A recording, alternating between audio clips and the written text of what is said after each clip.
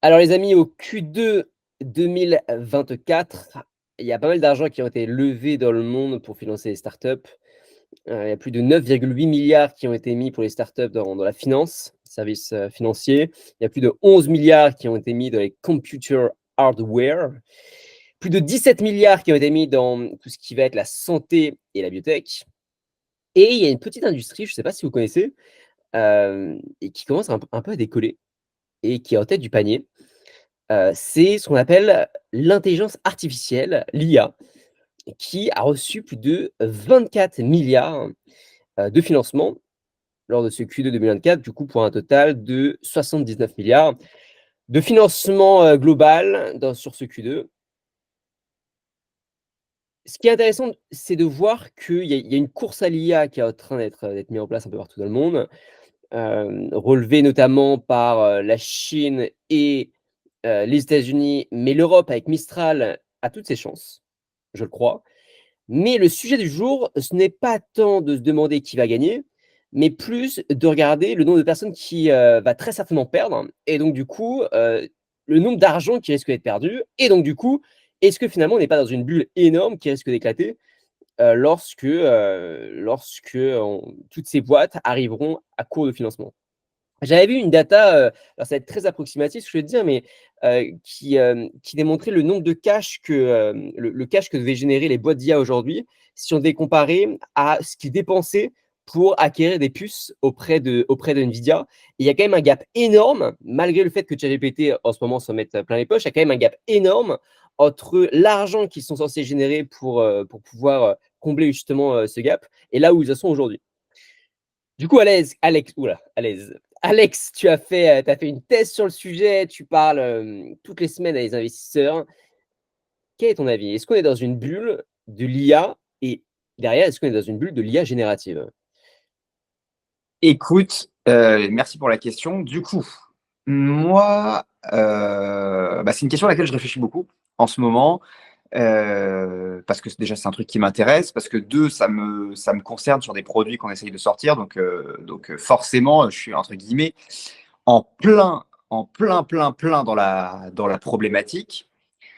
En ce moment, déjà, pour répondre à la question, on peut pas y répondre comme ça, tu vois. Je peux pas te répondre genre: «Oui, c'est une bulle, ça va exploser». Enfin, en fait, j'en sais rien. Et puis c'est pas parce qu'une bulle explose à un moment donné que la technologie en elle-même ne fait pas sens. Je vais te donner un exemple très simple. En 2001, ce qu'on appelle la bulle Internet explose. Plein de boîtes font faillite. Tu as un paquet de problèmes sur le marché. Les valorisations des boîtes qui étaient cotées en bourse à l'époque se font complètement défoncer. Certaines boîtes cotées en bourse coulent. Certaines sont rachetées par leurs concurrents. Enfin, bref, le marché est catastrophique. Pour autant, Internet est aujourd'hui la technologie qui a permis le plus de croissance sur les 20 dernières années, si tu veux. Et donc, oui, ils ont subi une crise, certes. Certes, ils ont subi un second ralentissement aux alentours de la crise de 2008. Pour autant, ouais, il y a eu des bulles. Cette techno est toujours là. Et aujourd'hui, non seulement cette techno est toujours là, mais les leaders économiques, les plus grosses boîtes de la planète, sont des boîtes tech. Donc, c'est pas juste une bulle. Là, maintenant, c'est clair que, voilà, que la tech, c'est une des industries principales de notre monde économique. Pour ceux qui ne savent pas, évidemment, les 3 premières boîtes mondiales, je mets Saudi Aramco et donc le pétrole de côté, c'est Apple, Microsoft, Nvidia en ce moment. Et Nvidia étant la première. Et puis, toutes les boîtes liées à ça, hein, les Airbnb, les Uber, les Salesforce, enfin, tous ceux les Tesla, enfin, tous ceux qui ont Facebook, Google, sont parmi les premières, on va dire les 20, 30 premières capitalisations boursières. Donc, bref, le constat est clair, le constat est sans appel. On est un peu dans la même chose avec l'IA. La question qu'on doit se poser, c'est est-ce que l'IA, donc en effet, c'est une bulle? Est-ce que le truc est un peu dangereux? Ou est-ce que c'est une vraie techno qui est là pour rester, pardon. Et ça, c'est une discussion que j'ai avec beaucoup d'investisseurs. Je discutais avec un investisseur hier à qui je disais, en ce moment, les valorisations d'IA sont complètement folles. En ce moment, il faut savoir que si tu montes une boîte IA, tu peux la valoriser, enfin, en tout cas, il suffit d'aller sur TechCrunch et de voir les dernières levées, tu valorises entre 50 et 100 fois ton ARR. Admettons que tu fasses 1 million d'ARR, donc 80 000 de MRR mensuel, quoi, en gros, je baptise le truc. Il y a des boîtes qui réussissent à lever à 100 fois ça. Donc 100 fois 1 million, tu as déjà une valo, si tu veux, de 100 millions.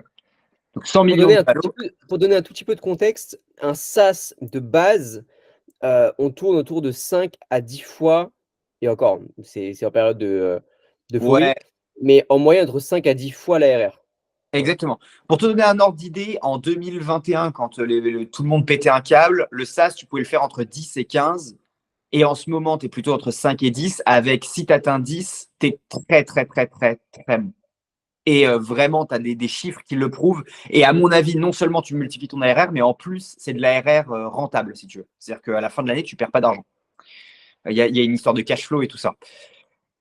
Donc, ça te donne tu vois, le leverage monstrueux. Alors que là, en plus, en IA, bah, tu peux potentiellement perdre de l'argent, quoi.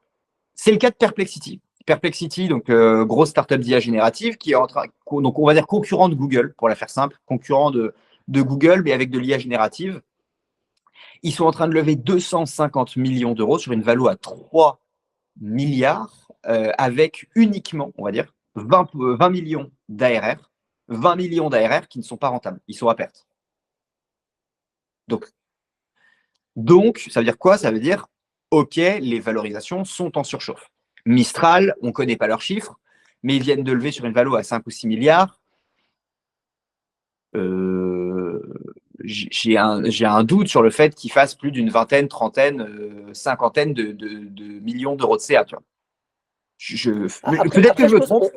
on peut pondérer un tout petit peu, on peut tempérer, pardon, un tout petit peu cette approche en regardant la date des créations de la boîte et la croissance. Perplexity, ça a été créé en 2022, si je dis pas de bêtises. Oui, 2022, plus de 20 millions d'ARR en 2 ans. Hem, bon, c'est quand même pas mal en termes de croissance. On peut peut-être se projeter, plus si on met ça dans le contexte aussi d'une petite bulle quand même, ça se justifie un peu plus. oui. Alors, attention, hein, il y a des métriques qui prouvent que le truc est potentiellement valable. Et autre chose, hein, si Perplexity réussit ce qu'ils disent, c'est-à-dire devenir une alternative viable à Google, et qu'ils prennent ne serait-ce que 10, 20, 30% des parts de marché, c'est juste monstrueux. C'est juste monstrueux. Et donc, ça vaut largement plus que 3 milliards. C'est pas le sujet.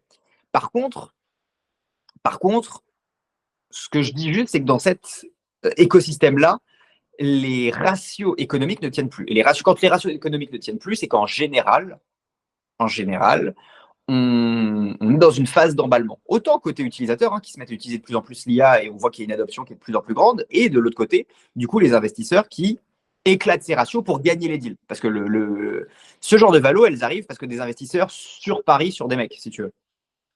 C'est ce que je veux dire. Et donc, plus ils font ça, plus ils parient sur des mecs, plus on arrive à avoir des deals importants, et donc plus le marché s'emballe. Donc, il y a peut-être un petit effet, en effet, bulle sur les valos et sur les levées actuellement. D'où les chiffres impressionnants que tu as cités au départ, c'est-à-dire 22 milliards sur un seul quarter de cash levé pour les boîtes AI au sens large, avec évidemment la Gen AI qui est en tête de pont, la Gen AI dont tout le monde pense qu'elle va apporter les meilleurs, les retours les plus importants dans un futur proche. Cependant, maintenant qu'on a dit ça, on fait aussi l'analyse suivante. Contrairement aux vagues, par exemple à la vague crypto, blockchain, machin. Contrairement aux produits de métaverse, aux trucs VR et tout ça, contrairement à, par exemple, Sora ou quoi, là, dans l'IA, tu as une vraie adoption. Tu as une vraie adoption du grand public, mais le grand public, il peut se chauffer, tu vois. Le grand public, il peut se chauffer à un moment et puis arrêter de l'utiliser, ça peut arriver. Mais là, tu as une adoption fondamentale B2B. Je te donne un exemple. Tu as vu, Apple a intégré ChatGPT directement dans son nouvel OS. Il y a de plus en plus de fonds d'investissement qui disent, nous, on utilise ChatGPT pour lire des gros documents facilement sans qu'on ait un analyste qui ait besoin de se les taper.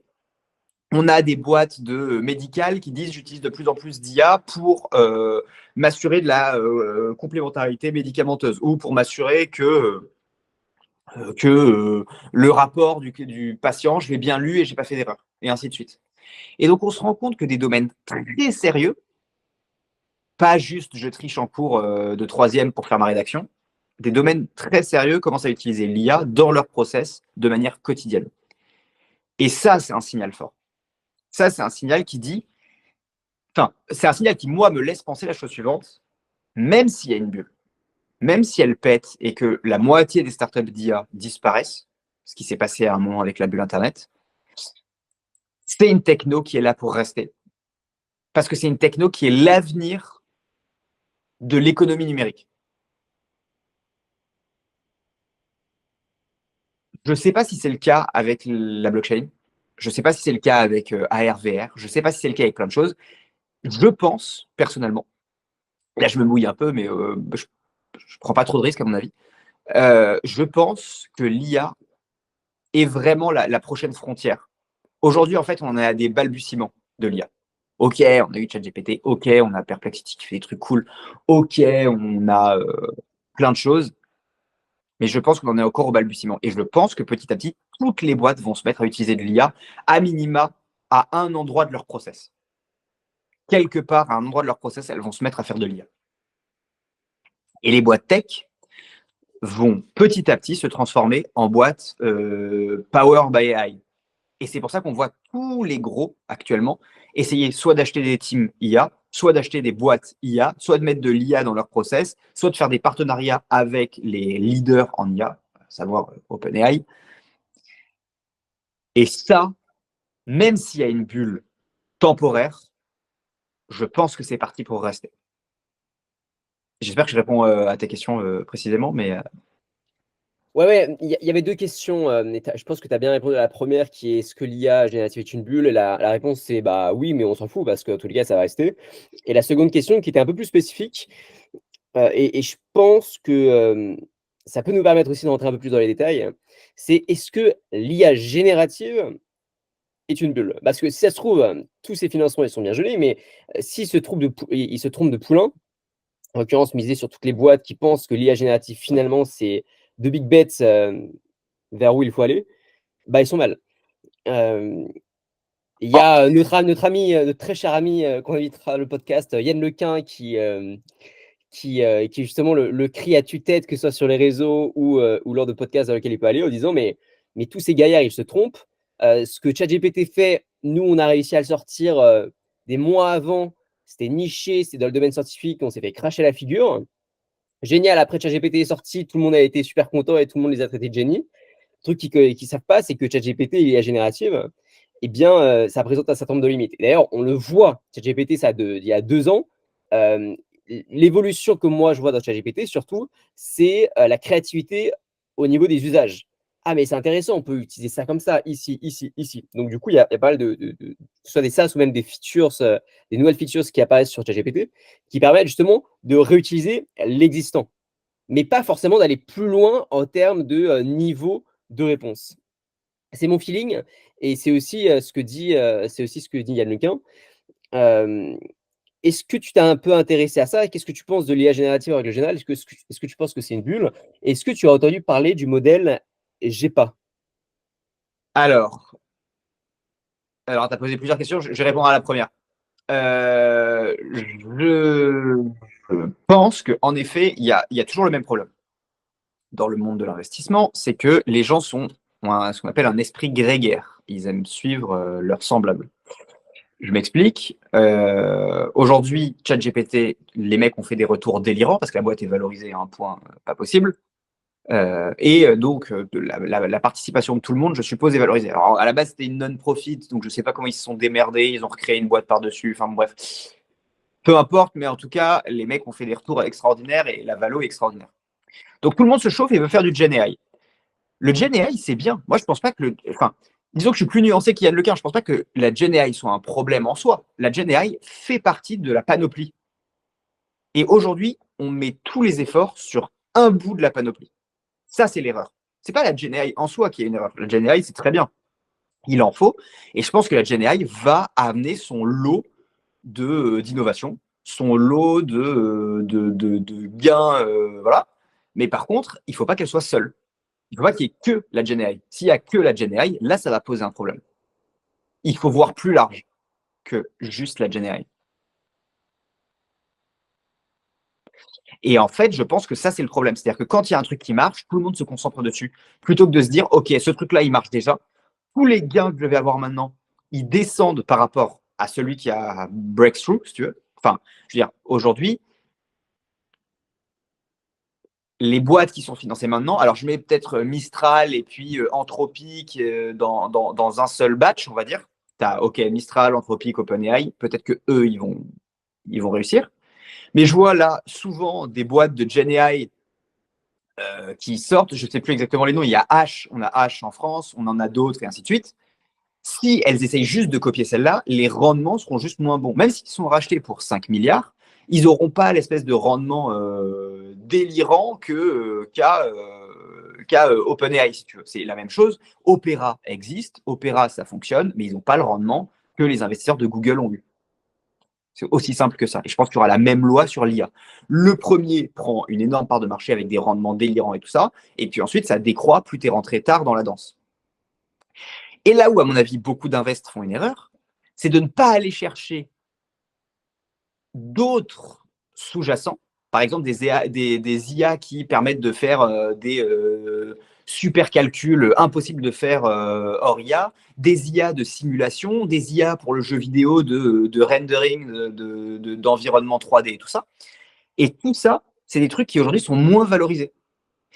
Si un VC commence à prendre le truc et à se dire, mais plutôt que d'aller me battre contre un champion déjà établi, je vais créer un champion de l'IA dans la capacité à, donc encore une fois, à faire de la simulation, et qui fait un énorme bet, au lieu de prendre un bet à 200 millions sur un truc où il a déjà des mecs qui ont levé des milliards, il prend un bet à 200 millions là où il n'y a personne en face, et ben il va créer un nouveau catégorie leader, et ce catégorie leader aura peut-être la taille d'un chat GPT si jamais le marché est assez profond.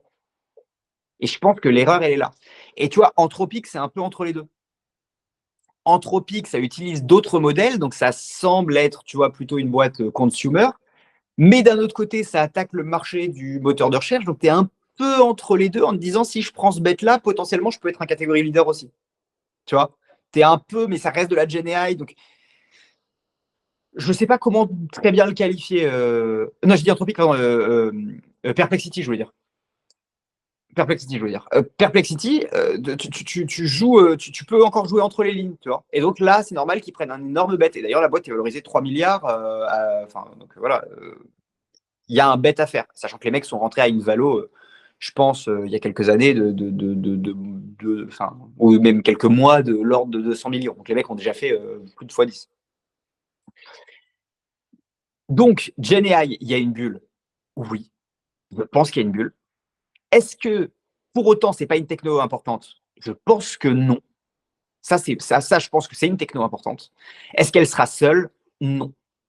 La force, à mon avis, de OpenAI, ce serait de réussir à faire de la GenAI et de réussir à aller sur d'autres types d'IA. Ils l'ont fait avec Sora.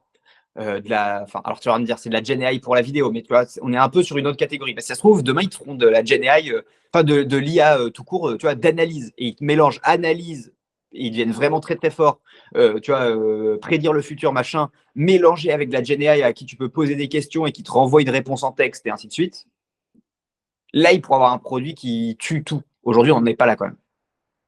Et probablement que ce truc de prédictif sera pris par une autre boîte. Parce que ça répond à d'autres codes, ça répond à d'autres besoins en termes de data d'entraînement, ça répond à d'autres besoins en termes de plein de choses. Et par contre, j'ai jamais entendu parler du modèle dont tu as parlé juste avant, donc je serais curieux que tu m'expliques. Alors, malheureusement, je peux t'expliquer de manière très vulgaire. Ok. Vas-y, On a le vas-y. GEPA, J-E-P-A. Ouais, Yann Lequin en parle pas mal dans ses podcasts. Lui, il critique l'IA générative en disant que, en gros, l'erreur de la plupart des chercheurs en IA, c'était de partir du postulat que le texte, que la parole, c'était de l'intelligence. En fait, c'est passionnant parce que derrière l'IA, qu'est-ce que c'est? C'est l'étude approfondie du cerveau et de l'intelligence humaine.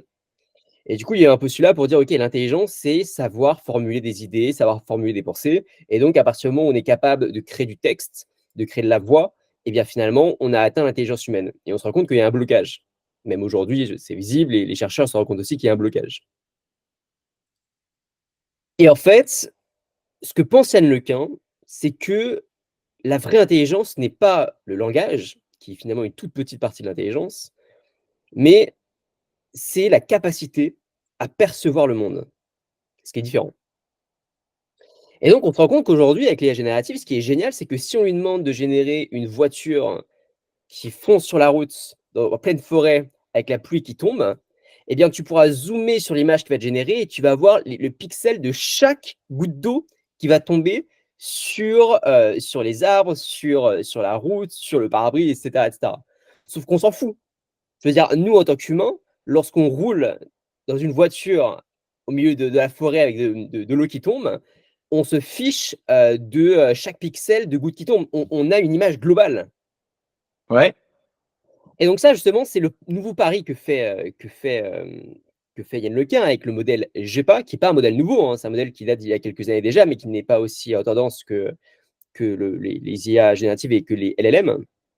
C'est de dire, OK, on va maintenant faire travailler l'IA uniquement sur de la vidéo, parce que c'est la seule manière de percevoir le monde, et en considérant que c'est OK d'éliminer un certain nombre de détails qui n'a aucune importance dans le contexte. Et donc, on va éliminer le fait de produire des trucs avec énormément de détails, etc., puisque ça, c'est bien pour le versus signaling, on va dire, parmi les chercheurs. Mais ce n'est pas forcément ça qu'on considère comme intelligence humaine, puisque c'est pas ça qui nous permet de réellement percevoir le monde et donc percevoir, avoir une image en fonction du contexte. Donc voilà. Je pourrais pas forcément aller plus loin sans, sans raconter n'importe quoi, mais ça te donne déjà une idée de ce vers quoi Facebook et du coup surtout le pôle innovation en intelligence artificielle que dirige Yann Lequin chez Meta. Ouais. Enfin, il se dirige vers ça, quoi. Ouais, non, c'est hyper intéressant. Et c'est vrai, tu as dit un truc qui est hyper vrai, hyper important. À la base, l'IA, les premières recherches, elles se passent au collège Dartmouth, donc aux États-Unis, dans les années 50, 56, je crois.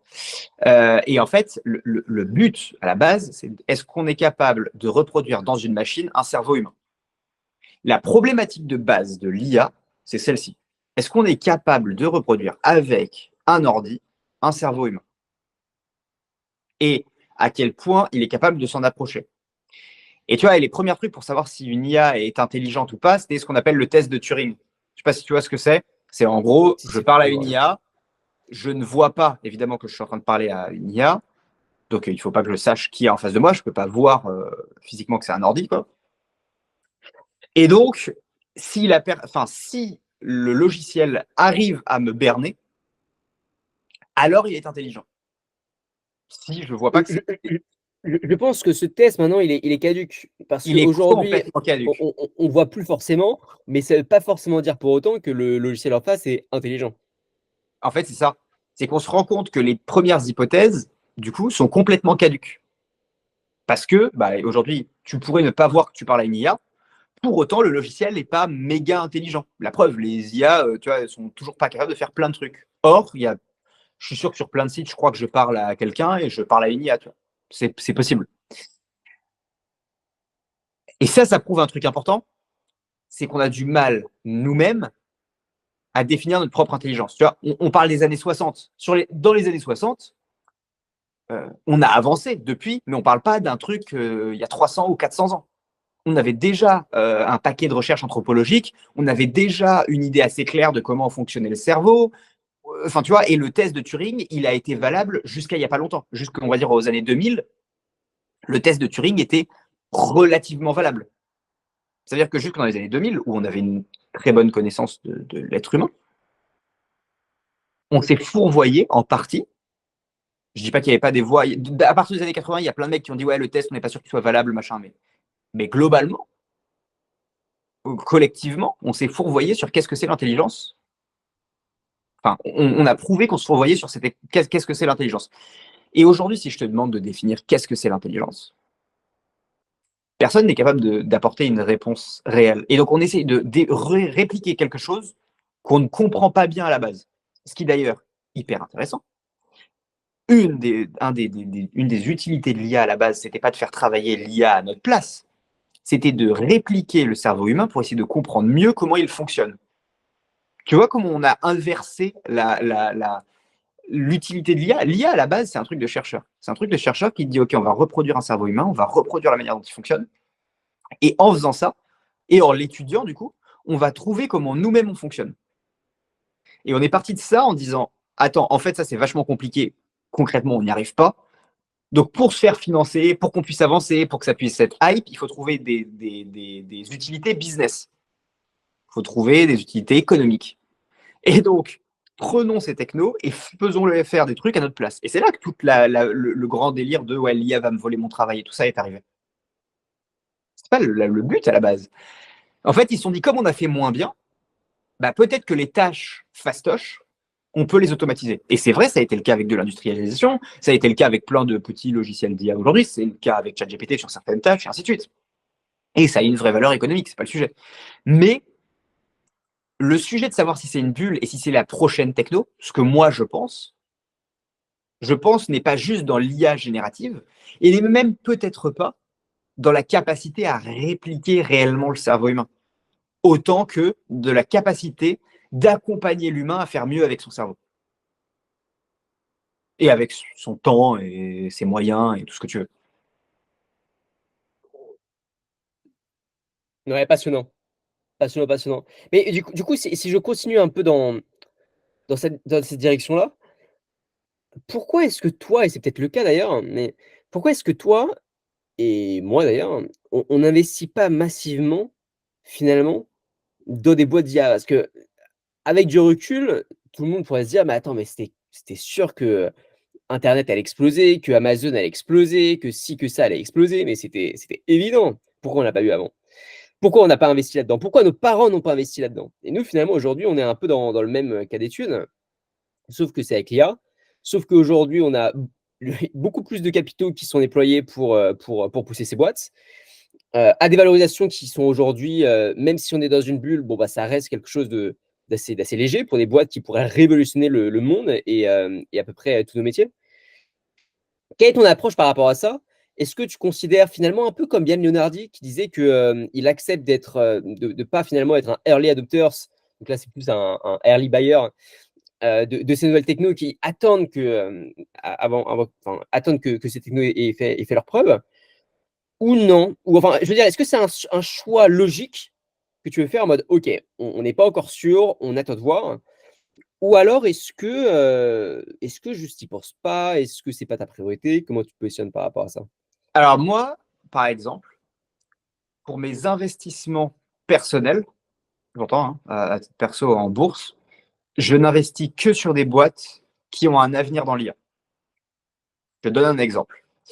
J'ai deux types de boîtes, enfin, qui ont un avenir dans l'IA ou avec l'IA. Je m'explique. Je n'investis que dans des boîtes qui soit vont profiter directement de la croissance de l'IA, Microsoft, Google, Apple, parce qu'ils vont intégrer les trucs dans leur process.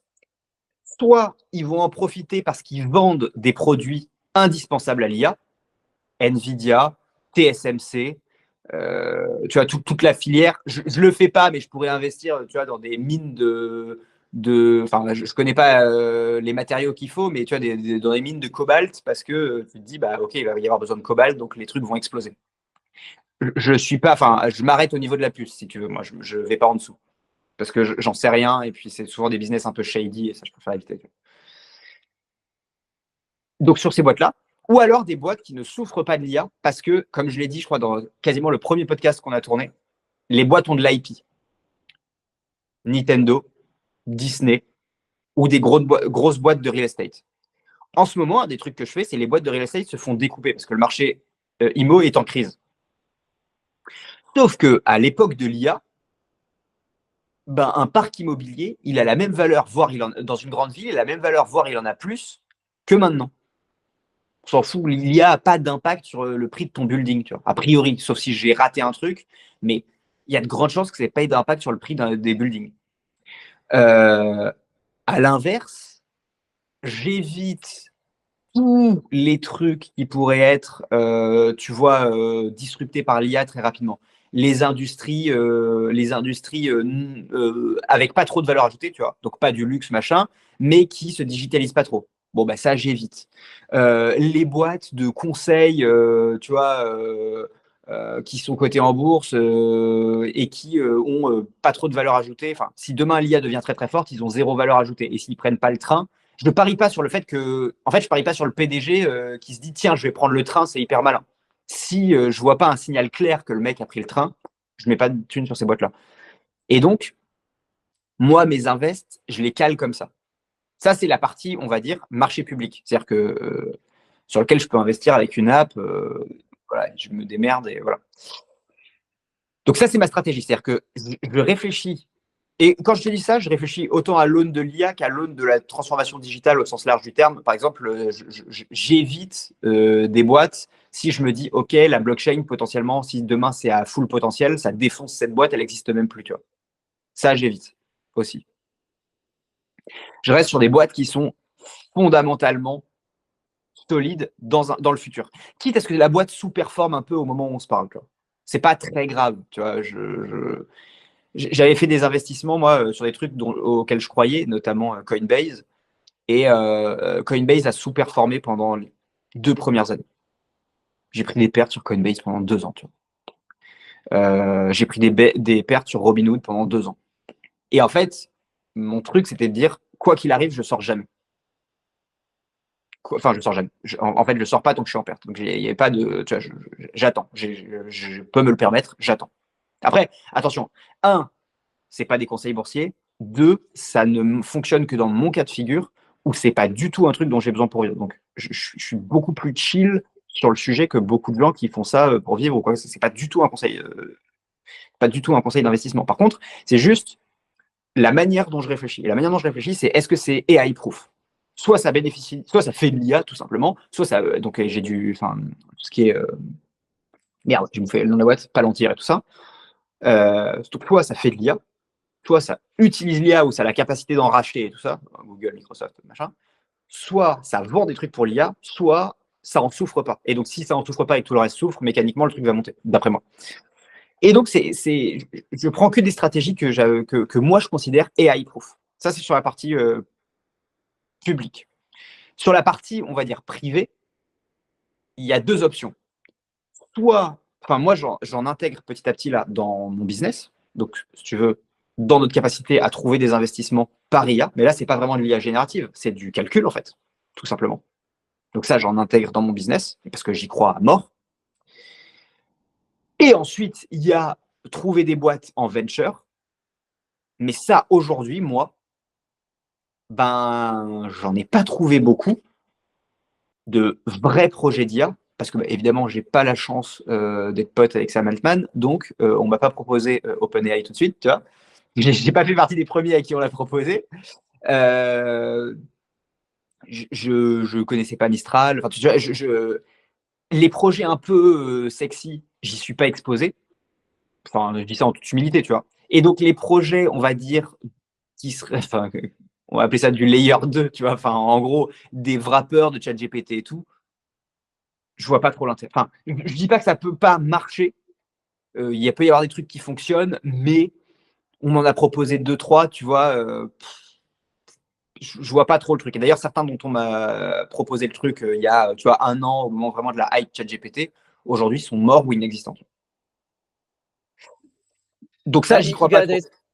Donc, ça permet aussi de faire une belle transition sur, est-ce que tu penses qu'on va rentrer dans une économie où finalement, va y avoir les gros gagnants qui vont absolument tout monopoliser? Et est-ce que tu ne crois pas qu'il va y avoir quand même des petits business, soit qui utilisent l'IA, soit, qui tournent autour de la BI de l'IA? Je pense notamment au super business de Pierre qu'on a eu la chance d'interviewer la semaine dernière, qui lui aujourd'hui, bah, c'est une toute petite échelle par rapport enfin les ordres de grandeur sont totalement, n'ont rien à voir, hein. Lui, c'est plus 50-100 000 € par mois, là où ChatGPT, c'est du 100 millions, 200 millions par mois, à plus peut-être. Mais est-ce que tu crois au fait, est-ce que tu crois dans un monde où,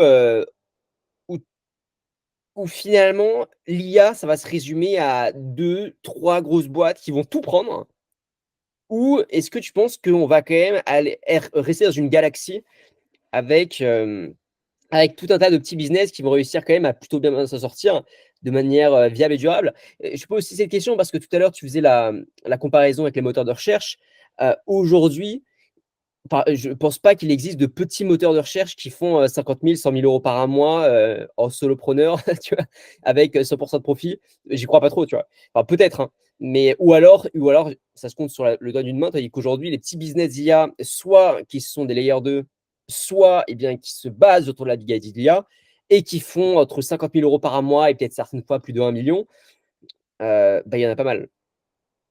Ouais, mais alors attends, c'est deux choses différentes parce que quelque part, des en fait, il faut découper le truc. Je pense que ce qui va se passer, c'est comme avec la vague Internet. C'est-à-dire que la tech, c'est des business de concentration. La philosophie de la Silicon Valley, c'est si t'es pas en situation de monopole, t'as pas encore gagné. Enfin, il suffit de lire From Zero to One de Peter Thiel, il suffit de voir comment résonne Google. C'est des business de concentration. Et l'IA, c'est une technologie qui, par principe, concentre encore plus. Donc, à mon avis, ce qui va se passer, sauf que l'impact est tellement grand que les gros qui avaient concentré des trucs qu'on regardait pas trop. En fait, dans les années 2000, il faut se remettre dans le contexte. Tout le monde s'en fout du moteur de recherche en 2000. Du coup, tout le monde laisse faire Google. Là, Google, ils ont joué le coup une fois. Amazon, ils ont joué le coup une fois. Apple, ils ont joué le coup une fois. Microsoft, ils ont joué le coup une fois. Machin. Donc, eux, ils savent. Donc, ils sont tous en train de s'exciter sur l'IA parce qu'ils n'ont pas envie que ça leur échappe. Donc, c'est pour ça que tu auras peut-être une concentration légèrement moins grande sur l'IA que sur le moteur de recherche. Par contre, tu auras quand même une concentration importante. Et cette concentration importante, si tu veux, elle va avoir les grands catégories leaders. Donc, tu auras peut-être 3-4 modèles, tu vois, 3-4 foundational modèles. Tu en auras des open source qui vont, tu vois, qui vont perdurer parce que tu auras des communautés qui sont quand même importantes, machin. Ça, yes, je pense. Donc, tu auras une concentration, mais ça ira. Et après, tu auras des petits business qui vont s'organiser autour de ça, je pense. Et ces petits business qui vont s'organiser autour, ça va être quoi? Ça va être typiquement des newsletters, des choses comme ça. Mais comme tu as des newsletters sur le SEO, quelque part, tu n'as pas de boîte qui propose du SEO, parce que pour proposer du SEO, il faut que tu sois Google. Tu vois, enfin, proposer l'action du SEO.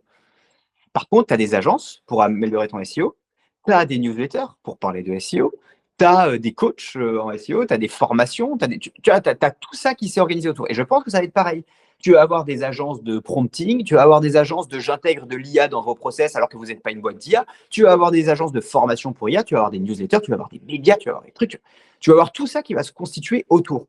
Mais le modèle, le foundational model, au même titre que le moteur de recherche, tu vas avoir 4-5 gros acteurs.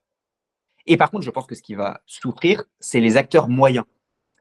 Ce que je pense, c'est que tu n'auras pas d'acteur qui aura un modèle qui fait 10 millions de CA annuels. Comme tu n'as pas de moteur de recherche qui fait 10 millions de CA annuels. Même Opera, qui est petit, entre guillemets, fait 1 ou 2 milliards, un truc comme ça. Tu vois. Et je pense que tu vas avoir ce même découpage. Ah, super intéressant, j'essaie de chercher le chiffre d'affaires de Yahoo. Ouais, c'est pas mal, mec, hein. Alors, je Ouais, sais pas s'il y a juste le moteur de recherche ou s'il y a plus que ça, mais Yahoo, c'est 7 milliards de revenus annuels en 2020. ouais, alors Yahoo, faut donner une petite précision quand même, qui est la suivante, c'est qu'Yahoo, tu as le moteur de recherche, mais tu as surtout toute la division média de Yahoo. Mmh. J'aimerais bien voir comment c'est découpé parce que c'est peut-être pas méga clair, mais ouais, ouais, ouais, mais Oh, tu vois. Et donc, tu oh, as oh, quelques business comme ça qui sont quand même de très gros business, mais tu n'as pas de business, enfin, à moins que ouais. je fasse une erreur, mais tu n'as pas de business qui sont entre 2 et 100 millions. Je pense que même DuckDuckGo, là, fait plus de 100 millions de serves. Bah, Opera est à 100 millions de revenus en 2024. Ah, tu vois, bah, je pensais qu'ils étaient plus gros que ça. Bah, Attends, je vais Opera, checker, c'est peut-être le plus petit. Après, tu as des initiatives. Attention, il y a un autre truc. Après, tu as des initiatives en cours. Genre Arc, par exemple. Je pense qu'ils font pas grand-chose, mais ils sont VC funded et peut-être qu'ils vont mourir dans un an ou deux. Moi, je te parle juste de boîtes qui perdurent, évidemment. mmh, et DuckDuckGo, c'est à dépasser les 100 millions de revenus annuels aussi, en 2023. Ouais, tu vois, c'est des boîtes ouais, ouais. Bon, ça Je vaut le pensais que coup quand c'était un même, peu. hein. J'ai envie de te dire, c'est quand même worth it. C'est vrai que moi, je pensais qu'ils étaient vraiment loin, que c'était limite, ils me faisaient un peu de la peine, ces boîtes, mais c'est pas mal quand même comme Ah bah non. consolation. Ça reste Après, la intéressant. réalité, Après, la réalité, c'est qu'ils sont loin. Aujourd'hui, Google si tu veux, vaut 1000 milliards. Il Bien sûr. doit générer, je sais pas, 130, 120, 130 milliards de CA. Enfin, tu vois, Ouais, ouais, bien sûr. c'est juste délirant. On se rend pas compte que, enfin, tu vois, Google aujourd'hui, c'est monstrueux. Donc, même si tu fais 100 millions de CA, t'es un nain. Ouais, bien sûr. Bien sûr. C'est pour ça que je pensais quand même qu'il faisait un peu plus que ça, tu vois. Donc, Ouais. écoute. Google, c'est 300 milliards, mais ça englobe pas mal d'activités quand même. Mais je pense que le C'est search 300 est. milliards, ouais, mais tu dois avoir une bonne cinquantaine, voire centaine de YouTube. Ouais. Et tu dois avoir tous leurs outils, les Gmail, les Docs, tu vois, tout ça. C'est Google Search et tout ce qui tourne autour. On est à 46 milliards. Ouais, Ah non, pardon, c'est au Q1 de 2024. My bad, Q1 de 2024, ça. ouais, bah 46 c'est ça. milliards Google Search. C'est ça, regarde, 4 fois 4, Hmm. 16, 150, 60, ouais. T'as la moitié, c'est du search et ads. Hyper intéressant. Ok. Bah alors, Ok. si on résume, l'IA générative, enfin l'IA de manière globale, c'est peut-être une bulle, sauf que c'est une bulle qui normalement va durer dans la durée. L'IA générative, pour le coup, eh bien, ça peut être aussi une bulle, mais ce n'est pas pour autant que ça va disparaître. C'est un pan de l'IA. C'est Ouais. génial de développer et ça va continuer à être super utile dans les 10, 15, 20 ans qui vont suivre. Mais pour les investisseurs qui nous écoutent, peut-être que ça peut être intéressant de regarder aussi ce qui se passe à côté, regarder les autres types de modèles qui se développent. En termes, on a parlé aussi d'investissement. Ce qui peut-être intéressant, même si bien entendu, ce n'est pas un conseil financier, c'est de regarder à la fois les boîtes qui aujourd'hui se bâtissent autour de l'IA ou les boîtes qui vont en profiter directement ou indirectement. Tu parlais de l'IP. Eh bon, on peut aussi considérer que les boîtes qui vont en profiter de manière indirecte, c'est aussi toutes les boîtes nichées dans le divertissement. Parce qu'à partir du moment où il y a plus d'IA, il y a peut-être moins de taf, il y a peut-être plus de temps libre. Et donc, ça peut être intéressant de regarder toutes les boîtes de divertissement, les Netflix. Et moi, j'ai vu qu'il y a de plus en plus d'ailleurs de millionnaires aux États-Unis qui commencent à investir dans des clubs de golf. Et justement, en prévision du fait que toutes les activités, et pas seulement digitales, nichées et divertissement, eh bien, vont décoller dans les prochaines années. Donc voilà. J'en suis convaincu, hein. Je vais donner des exemples, les premiers qui me sont venus à l'esprit. Mais en effet, Netflix, ils ont peu d'IP, mais c'est intéressant. Peut-être, enfin, tu vois, toutes les marques de loisirs pur jus, c'est des trucs hyper intéressants. Enfin, ouais, ouais. Il y a plus que ce que j'ai dit, hein. Ce que j'ai dit n'est qu'une petite partie, tu vois, qu'une petite partie de ce que je peux proposer. Tu vois, en ce moment, Bien il y a une sûr. action qui explose en bourse, c'est Abercrombie. Ah ouais? C'est incroyable. Aujourd'hui, une des actions qui a été la plus performante sur les 2 dernières années, c'est Abercrombie. C'était oublié, ça venait de nulle part. Ils ont changé leur image de marque. Tu vois, ça a vachement bien marché. Il n'y a pas de raison que les boîtes de fringues qui proposent une marque et une image forte ne soient pas hyper valorisées. Si ça se trouve, Abercrombie va profiter de ça, tu vois. J'en sais rien. Mais en tout cas, ce que je veux dire, c'est ne pas prendre des boîtes qui oublient complètement l'IA ou qui vont full contre l'IA. Ça, c'est giga dangereux. Ah non, mais moi, je suis pas tellement d'accord. Alors, ça dépend ce que tu entends par full contre l'IA. Moi, je crois beaucoup aux boîtes dont la big idea, justement, c'est anti-IA.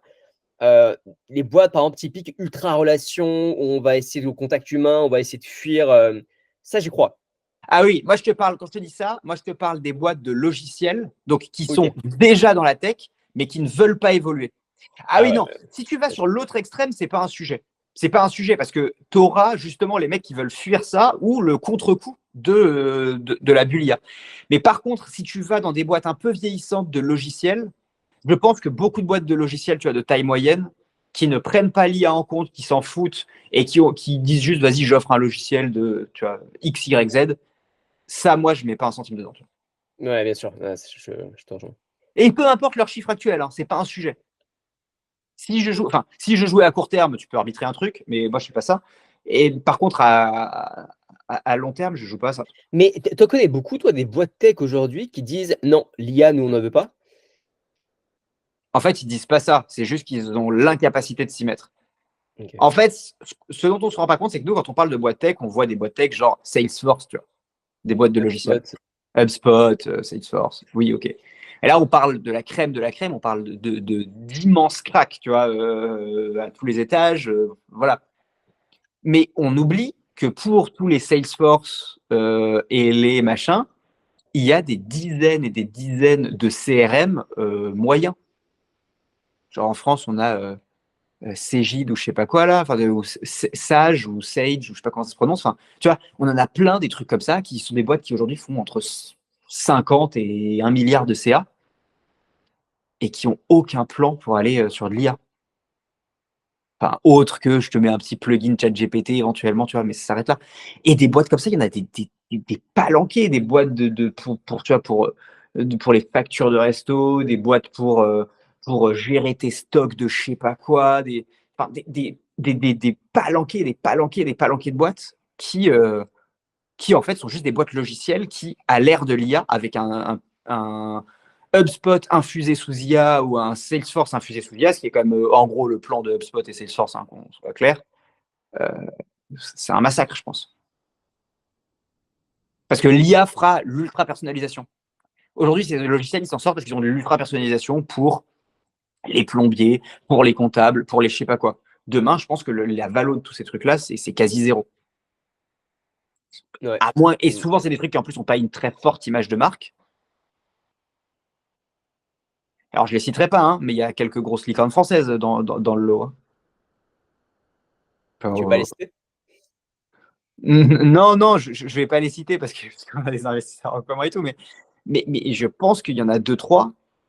J'espère vraiment qu'ils ont un plan clair, tu vois, pour eux, hein, pour s'en sortir, parce que sinon, ça va être chaud, je pense.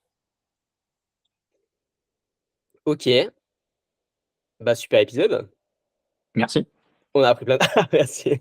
On a appris plein de trucs. Ouais, ouais. Euh, les gars, abonnez-vous. On avait passé les 1000 abonnés déjà, merci beaucoup. On est à Ouais. 1022. C'était long, plus long que prévu, mais c'est vraiment cool de voir la petite chaîne grossir. On fait vraiment des vidéos au kiff sur les sujets qui nous intéressent. Donc voilà, c'est vraiment chouette de voir qu'il y a aussi des personnes qui apprécient ce qu'on peut partager.